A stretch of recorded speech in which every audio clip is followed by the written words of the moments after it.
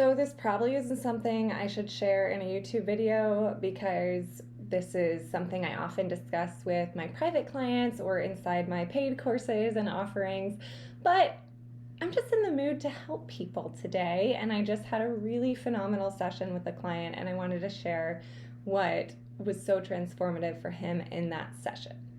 So before we get into this really incredibly powerful shift, and I walk you through a little pep talk to get you feeling energized and jazzed up for your next intimidating event, I first do want to say that if you haven't heard yet, I did recently publish my first poetry book. It's not just poetry, but also some insights and commentary there are also some insights and commentary about the poems themselves and the inspiration for writing them. So you can check that out. I also have a free poetic pep talk available for download. If you like this video, you will love that recording. And of course, my online course, Show Up Sure, The Secrets to Embody Confidence for a Lifetime, is available in the description. So what I want to share today that is the most, at least in my experience, has been the most powerful way to shift my fear of public speaking into something productive is to acknowledge that nervousness and excitement are processed in the body the same way. It's a physiological stress response when we're super duper excited or when we're really nervous. And so we have the power to reframe a nerve-wracking, anxiety-inducing situation into something that's really exciting, into something that we feel passionate and enthusiastic about. I remember one time speaking about something and feeling so nervous about it, and I forced myself to smile as I was sharing, and my voice was shaking and I was so nervous, but my friend messaged me after and she was like, "You are so passionate." She's like, "I could tell how passionate you are talking." And I was like, okay. So those jitters I was feeling actually turned into jitters of enthusiasm. And I just had a session with a client, a one-on-one, and we were helping him prepare for a big event, and he felt really nervous, and he started the session with like, "Oh my gosh, I'm so nervous." And then by the end, he was glowing, and he was like, that was the shift for me, was just tapping into that feeling of gratitude, that feeling of excitement to be in the situation where you are. So here's the exercise I want to walk you through to put this into practice. So picture an event or an opportunity that you have coming up or that you would like to have coming up. So for example, if it's an actual situation that you have on the horizon that will be soon in your future, you can picture that. That might be you're speaking up in a meeting, that might be presenting a PowerPoint, that could be having a phone call with a potential client, having an intimidating conversation with someone you love, but picture something that makes you feel a little nervous. And all of those examples are related to speaking because that's primarily what my focus is on. And it can also be social communication. Let's say you're going to a party and that makes you nervous, but it doesn't have to be related to speaking. It could be you have a big game coming up. So actually, when I shared this tip in a seminar once, one of the participants told me that this is what they heard that Olympic athletes do to fuel them, to energize them, and to not give in to their nervous energy is to reframe that nervous energy as excitement.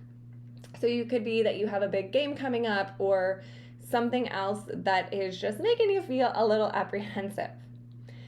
If you don't have anything coming up, but there's something you really want to do, but feel limited because you have a fear of doing that thing, then that can work as well. So for example, let's say you've always dreamed of giving a TED Talk, but you haven't actually taken the steps to apply or to do it because you're nervous about it, and even the thought of standing on stage gives you fear or anxiety.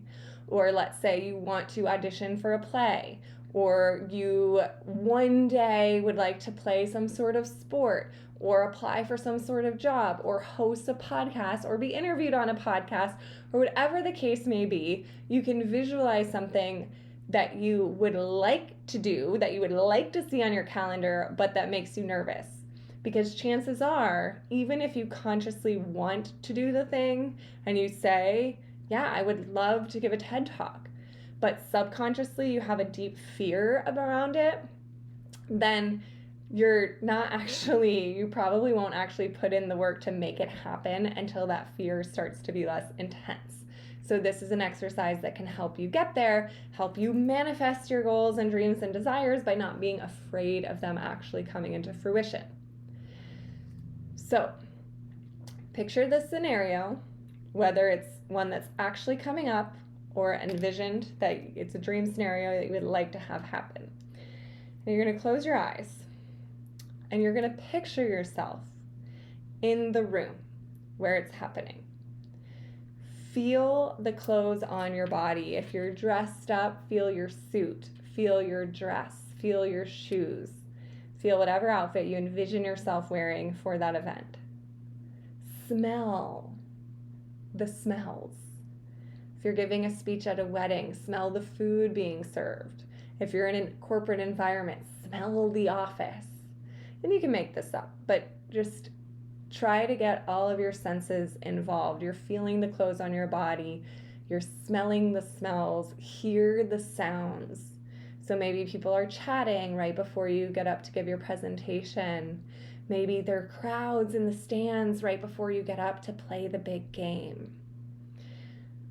Maybe it's you're walking on the beach and you're getting ready to propose to your girlfriend and you hear people chatting on the beach. You hear seagulls, you hear the waves, hear whatever it is, smell whatever it is, feel the feelings.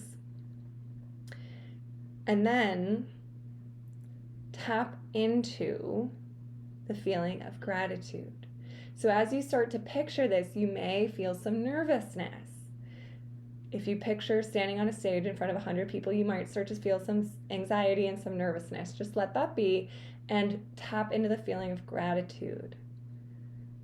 And walk yourself through why you're so grateful for this experience. I'm so grateful to have the opportunity to give this speech. I'm so grateful to have the opportunity to be on a podcast. I'm so excited to get to propose. I'm so excited to have this really difficult conversation with my loved one because I know it'll be good for us in the long run. It's intimidating right now because it's vulnerable, but I'm so grateful that I will have the opportunity to do it and that I know I will survive. And get excited for it. Feel passionate about it. And this doesn't have to be a loud in-your-face excitement or enthusiasm or passion. This can be a really subdued, just yay, gratitude. And I encourage you to really feel into the area right behind your belly button. That's our power center. And you can even picture like a golden light there or a flame right behind your belly button. And feel how happy that makes you. Feel how powerful that helps you feel. Tap into that. Enjoy that experience. Now envision yourself doing the thing, giving the speech, playing the game, having the conversation, applying for the job, whatever it is. Envision yourself doing it from this place of happiness, from this place of joy, from this place of gratitude. How lucky you are to have this opportunity, to have this experience. Oh my gosh, I feel happy for you. Amazing. You can even put your hand on your heart and tap into that.